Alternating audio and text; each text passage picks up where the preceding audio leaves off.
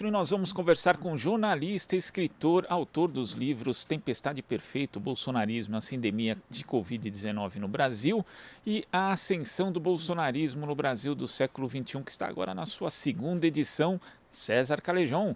Bom dia, César.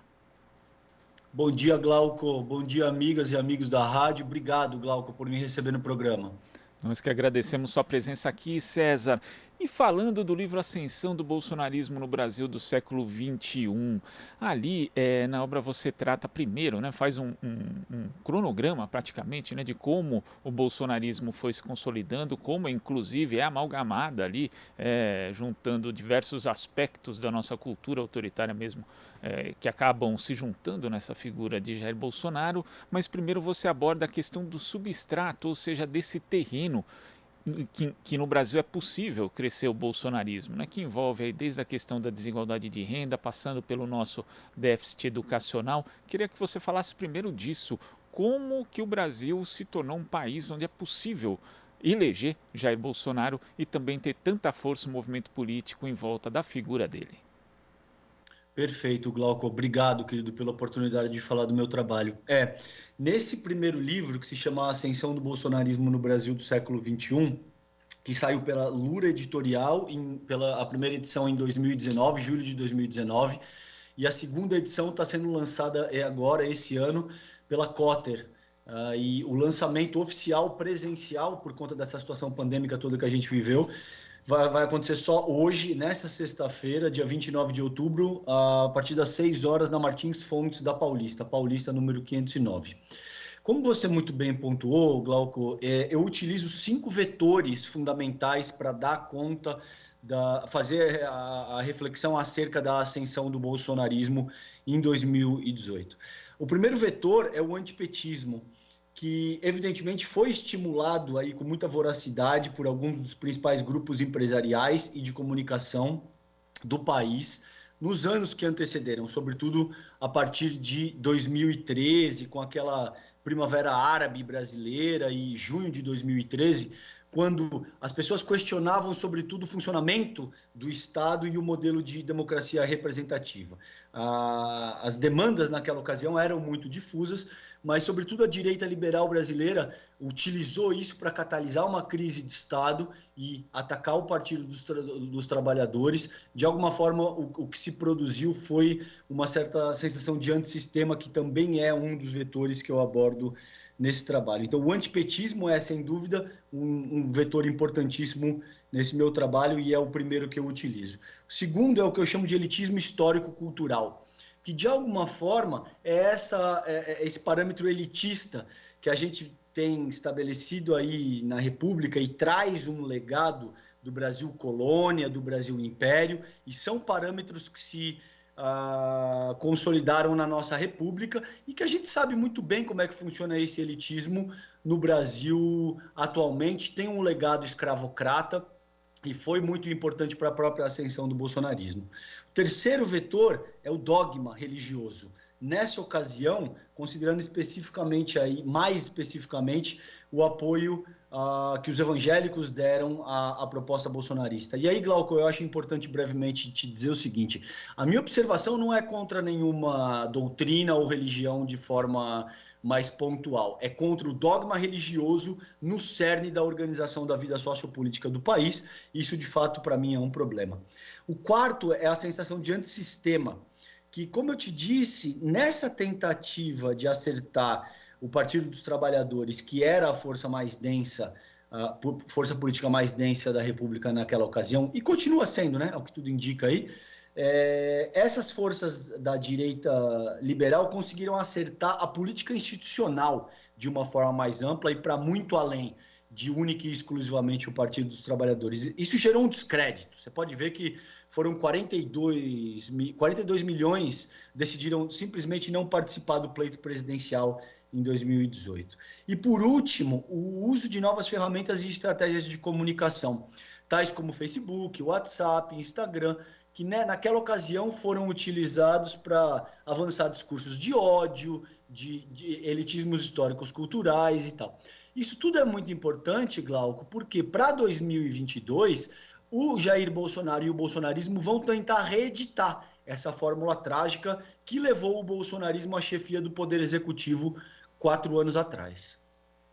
É interessante nesse aspecto do primeiro ponto que você cita, o antipetismo, e esse quarto, que é o sentimento de antissistema, que um meio que se transformou no outro, né? Inclusive o ex-ministro da Justiça, ex também AGU, José Eduardo Cardoso, que é um dos entrevistados do seu livro, ele comenta isso, né? Dessa passagem que, para mim, eu acho que tem um momento bastante simbólico dela, que é quando o então governador de São Paulo, Geraldo Alckmin, o ex-candidato à presidência da República, Aécio Neves, vão até a Paulista numa manifestação pelo impeachment da presidenta Dilma, e ali eles são hostilizados. Então já dá para ver que existe uma transição, né? Essa classe política que apostou no antipetismo para se dar bem eleitoralmente acaba apagando, tanto que a gente viu o desempenho do PSDB nas eleições de 2018 em relação a 2014, quando foi protagonista, ele praticamente definha. Então essa aposta no antipetismo acabou se revertendo também contra a parte da direita.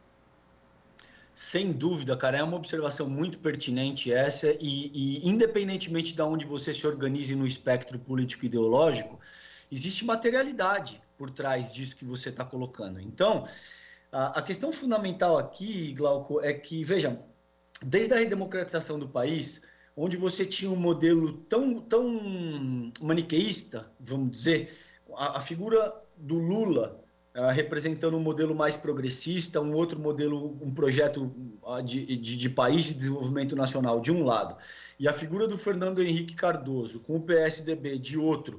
Essa é a minha avaliação, pelo menos. Evidentemente as pessoas podem discordar, devem discordar, e o debate serve para isso, mas a figura do FHC e da direita liberal representando, sobretudo, um modelo, uma racionalidade mais neoliberal dentro do país, boa parte dessa direita liberal acreditou que desidratar o Partido dos Trabalhadores e atacar a figura do Lula significaria automaticamente assumir a presidência da República.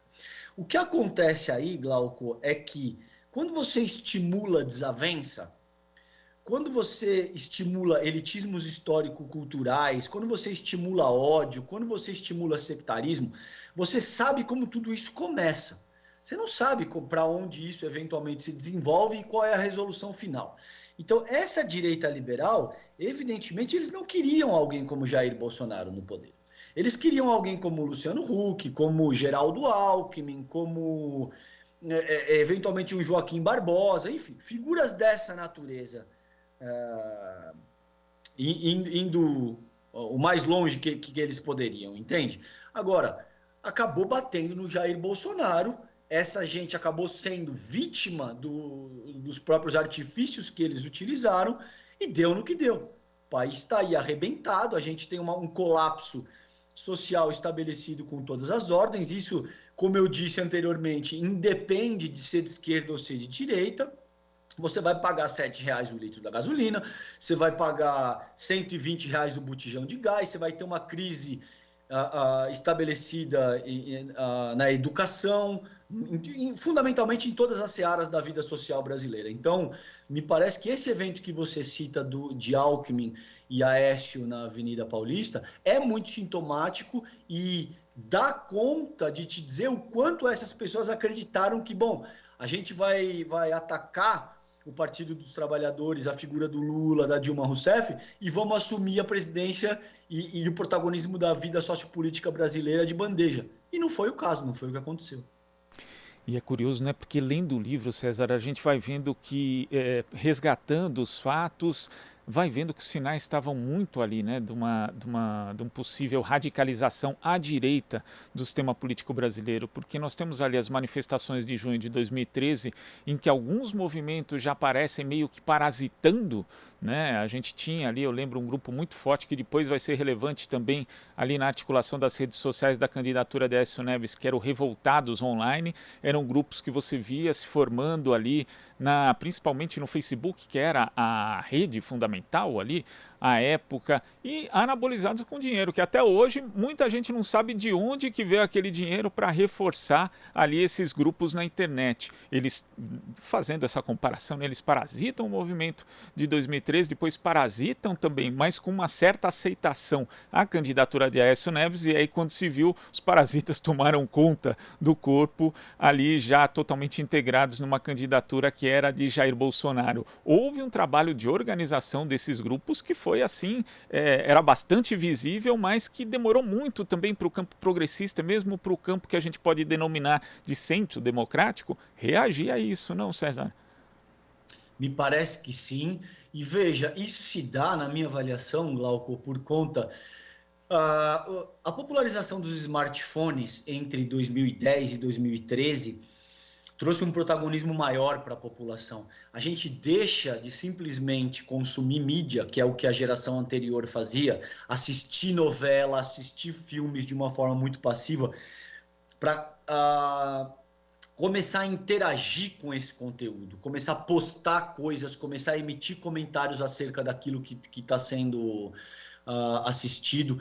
Isso traz um protagonismo maior para a população, que começa implicitamente a questionar a sua não formulação de forma mais efetiva na própria vida pública, nas políticas públicas, enfim.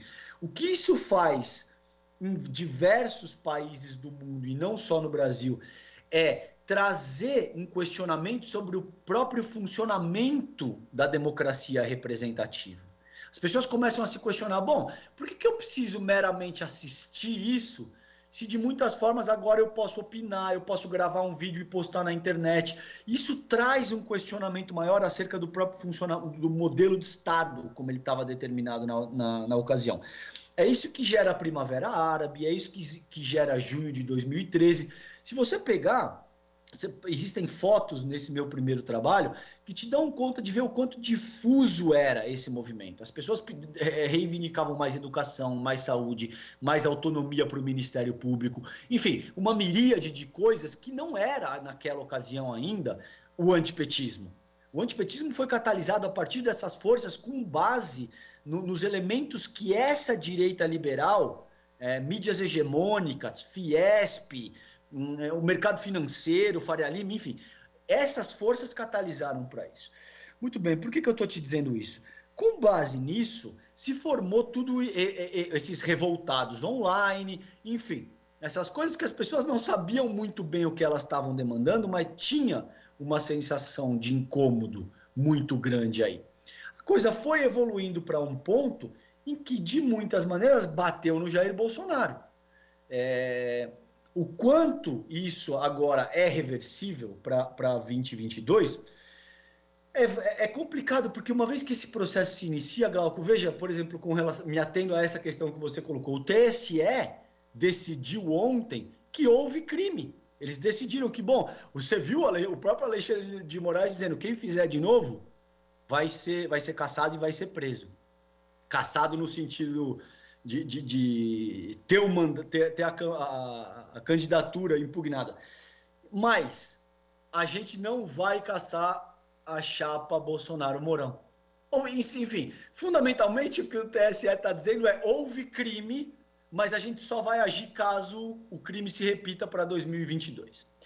Então, de muitas maneiras, tudo isso está comprovado, existe materialidade, tudo isso que a gente está conversando. Esses grupos se envolveram, revoltados online, não é por 20 centavos, MBL, disparo em massa de notícias falsas, de discursos de ódio, coisas que são tipificadas, inclusive, pela própria a Constituição brasileira. Agora, vamos ver se a arquitetura constitucional brasileira é capaz de prevenir que isso aconteça para 2022, para que a gente tenha um processo de fato honesto nas eleições do ano que vem. Eu acho importante esse destaque que você dá a questão do julgamento do TSE e principalmente a fala do ministro Alexandre de Moraes, porque muita gente celebrou, falando, olha, ele fez um discurso duro contra Bolsonaro, mas na prática o que aconteceu foi justamente isso que você falou. Ele reconheceu, houve crime, a gente não vai punir, olha, mas na próxima não pode mais, hein? De um jeito mais duro, assim, né? Para inclusive justificar, citando a música, a sua fama de mal. Só que na prática, se houve crime e houve uma influência decisiva nas eleições, o que a gente tem é um governo não legítimo, né? Falando português claro. E isso aqui faz referência, inclusive, a um trecho, né, do seu livro, que é uma parte da entrevista com Guilherme Casarões, que diz o seguinte aqui, ele: o Bolsonaro não existiria como candidatura viável se não fosse uma estrutura de comunicação completamente nova e disruptiva, né, que no caso a gente sabe, né, como mostrou ali o processo no TSE, que foi anabolizada financeiramente, provavelmente com dinheiro ilegal. Agora, essa máquina, ao contrário de, por exemplo, algumas estruturas que a gente viu, estruturas partidárias, eleitorais, trabalhando nas redes sociais, você inclusive entrevista o Alexandre Inagaki também, que fala da estrutura do Geraldo Alckmin, né, que não priorizava muito a questão das redes sociais. E, em geral, os partidos, eles montam uma estrutura para eleição e depois desmontam. Só que Bolsonaro não. Né? É uma estrutura que continua, sendo justo, uma parte de forma espontânea, só que da outra muito bem irrigada financeiramente. Então é necessário também ter essa atenção, César, porque às vezes as pessoas podem olhar as pesquisas e pensar, jogo jogado já, Bolsonaro perdeu. É preciso ter atenção em relação a isso que acontece principalmente nas redes? É preciso, Glauco, e esse ponto aí, na minha opinião, é o ponto nevrálgico da disputa para 2022. Precisamente isso que você acabou de pontuar. Que a gente não entenda que o jogo do campo democrático, das vias democráticas contra o autoritarismo já está ganho. Isso seria um equívoco brutal. Vai haver uma certa recuperação do bolsonarismo, a despeito de todas as cretinices, impropérios e crimes que ele cometeu, sobretudo a partir de março de 2020, durante a pandemia. Esse é o tema do segundo livro que eu organizo, que chama Tempestade Perfeita, o Bolsonarismo e a Sindemia Covid-19 do Brasil, que foi lançado nesse último mês pela Contracorrente. E o bolsonarismo vai tentar reeditar todas essas medidas, todos esses vetores que a gente conversou no programa até aqui, para de alguma forma fazer a manutenção do seu mandato. Então é absolutamente importante. Nesse sentido, considerando o que você colocou aí da fala do Casarões e do Inagaki, essa segunda edição do livro, que é essa aqui, ó, mostrando para ti a capa desse material, ela é revisada e ampliada. Nessa segunda edição, quando eu a amplio, eu coloquei o sociólogo português Boaventura de Souza Santos fez uma contribuição muito fundamental. Ele cita o meu trabalho numa obra que ele lançou pela Cambridge University, que chama Toward a New Legal Common Sense, que fundamentalmente significa aí rumo a uma nova organização jurídica e legal da sociedade. E nesse trabalho, ele diz o seguinte, tem um capítulo que eu incluí, Glauco, que se chama Lawfare e os ataques à soberania brasileira nacional. O Boaventura diz o seguinte, que o Sérgio Moro é um jurista medíocre, basta avaliar a produção intelectual dele, tudo que ele fez na vida dele até esse ponto, enfim, mas que ele foi capaz de realizar tudo que ele realizou por conta da ingerência estadunidense, sobretudo, que a essa altura do campeonato ficou comprovado. A ingerência do Departamento de Justiça americano, de outras instituições americanas e tal, que, se você for conversar com as pessoas, o brasileiro médio tende a te dizer que isso aí é teoria da conspiração. E que isso não faz o menor sentido, apesar de ter materialidade envolvida, apesar de ter conversa de Telegram, apesar de ter o Dallagnol dizendo que a gente precisa alinhar com os americanos, enfim, são réus confessos nessa medida, entende, Glauco, o que eu estou te dizendo? Não é uma questão de teoria da conspiração, não. Essas pessoas estão confessando ali, em juízo, o que de fato aconteceu. Todas essas forças que você colocou, de estruturas de comunicação, elas foram tão eficientes porque elas contaram com o apoio dessas forças hegemônicas, porque elas contaram com o apoio do Departamento de Justiça do Estado americano, e o Departamento de Justiça conta com o apoio dessas big techs. Essas estruturas se retroalimentam na medida que uma coisa fornece informação para outra, e Dallagnol, Sérgio Moro, essas alas do Ministério Público que infelizmente compactuaram com o conluio jurídico midiático que foi a Lava Jato, estavam muito bem auxiliadas e foram instrumentalizadas por essas forças. Então, de fato, a gente tem que tomar muito cuidado com isso, porque para 2022, coisas similares vão ser elaboradas, me parece, sem dúvida. E às vezes a gente pensa também na questão da eleição. A eleição define muita coisa, mas não define tudo, né? Ainda que Jair Bolsonaro seja derrotado nas urnas, nós vamos ter provavelmente um parlamento, né, mais uma vez com pelo menos uma representação significativa dessa extrema-direita, né, que hoje já comanda postos importantes ali, como a presidência da Comissão de Constituição, Justiça e Cidadania. E vou te contar uma coisa aqui, viu, César, porque eu fui mesário durante 8 eleições. E na eleição de 2018, foi a única vez que eu vi pessoas tentando votar em relação ao parlamento em candidatos de outros estados. Né? Inclusive, aí tinha aquela coisa da fraude na urna, então a pessoa chegava e vinha reclamar: olha, mas isso daqui eu estou tentando votar no meu candidato e está aparecendo outro, essa urna está fraudada. Aí você vai conversando com a pessoa, você não pode perguntar em quem ela está votando, evidentemente, aí você descobre que ela está tentando votar um candidato de outro estado. E como ela recebeu isso? Pelo WhatsApp, disparo em massa. Então você tem essas pessoas, mas tem as pessoas também que votaram, né, justamente por conta desse disparo em massa, em candidatos que acabaram tendo uma quantidade expressiva de votos. E quando você vai ver o tipo de campanha que a pessoa fez e ver o resultado na urna, você pensa: não é possível, como essa pessoa teve tanto voto? E aí o WhatsApp, né, esses disparos em massa dão uma pista. Essa é outra coisa também que a gente precisa ficar atento, porque existe um bolsonarismo mesmo sem Bolsonaro e que vai continuar sendo forte. Existe, eu dou conta desse raciocínio nesse segundo livro que eu te disse, o Tempestade Perfeita. E veja, Glauco, a questão para mim aqui é a seguinte: o Brasil, infelizmente, o povo brasileiro, em linhas gerais, tem uma certa fragilidade intelectual. Por quê? Porque o nível de leitura é baixíssimo, porque as mídias hegemônicas são muito fortes, porque boa parte da população brasileira cresceu assistindo novela da Globo e jogo de futebol. Ou seja, são produtos muito herméticos, muito fechados, que não dão margem para uma elaboração mais abstrata, para uma construção mais intelectual, enfim. As pessoas, de fato, trabalham muito, trabalham via de regra 10, 12 horas por dia. Para ter que ter o mínimo em casa, elas chegam em casa, elas não querem se botar a fazer esforço intelectual, a ler um livro e tal. Quer assistir um jogo de futebol, uma novela, tomar uma cerveja e relaxar. Isso criou, sobretudo durante a segunda metade do século XX, uma certa fragilidade intelectual.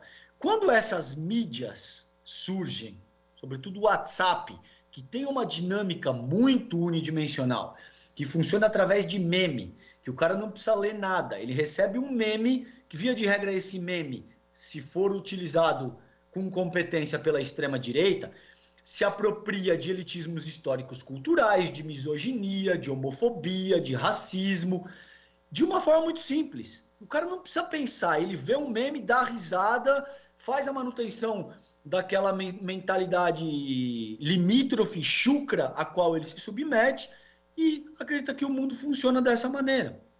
Então, isso é perigosíssimo, cara.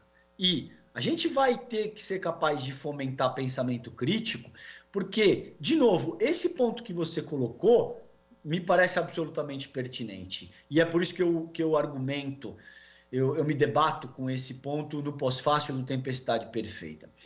Se a gente continuar subvertendo os processos democráticos cada vez que a soberania popular não agrada alguns grupos, o mercado financeiro, as mídias hegemônicas, a direita liberal, enfim.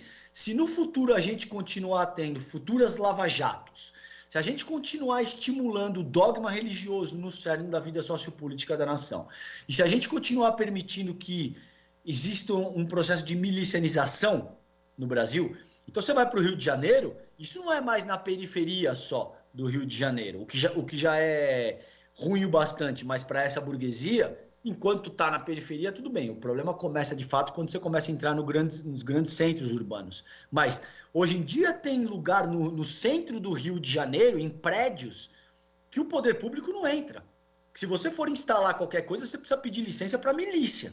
Então, se a gente continuar estimulando todas essas dimensões que eu te citei, milicianização, dogma religioso, subverter as regras do jogo democrático, talvez daqui a 10, 20, 30 anos a gente não tenha o Bolsonaro e o bolsonarismo como ele está organizado hoje, mas o Brasil caminha para se transformar no que eu chamo de uma teocracia miliciana com caráter dogmático religioso, baseado em fundamentalismo religioso. E a única forma de alguma forma, combater esse processo, que já está em curso e vai ser dificílimo, é trabalhar com base num paradigma de uma educação libertadora. É trabalhar com base no paradigma de pensamento crítico, entende? E isso é dificílimo de se fazer. Ou seja, a gente está com as mãos cheias, Glauco, para o que vem aí nos próximos anos e décadas no Brasil, sem dúvida. César, eu queria agradecer a sua participação aqui no Jornal Brasil Atual, mas antes pedindo aí para você reforçar o convite, então, para as pessoas, para o lançamento no Conjunto Nacional. Glauco, eu que te agradeço demais, foi um prazer falar contigo e debater esse tema. Obrigado por poder falar com os teus ouvintes a respeito do meu trabalho. O lançamento é hoje, na Martins Fontes da Paulista, fica do lado do metrô Brigadeiro, para facilitar a orientação das pessoas. Avenida Paulista, número 509, Martins Fontes da Avenida Paulista, e a partir das 6 horas da tarde até as 9 horas da noite eu vou estar lá lançando esse livro, a segunda edição desse livro, que se chama A Ascensão do Bolsonarismo no Brasil do século XXI, está sendo lançado a segunda edição pela editora Cotter. Eu falei errado, inclusive, né? Esse Conjunto Nacional é perto, na verdade, do prédio do Sesc ali, né?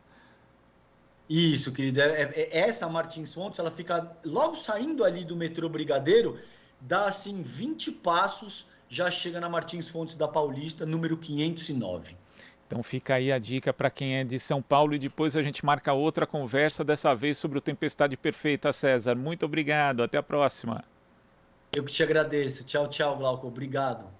Conversamos aqui com o jornalista e escritor César Callejon. Você está ouvindo Jornal Brasil Atual. As notícias que os outros não dão.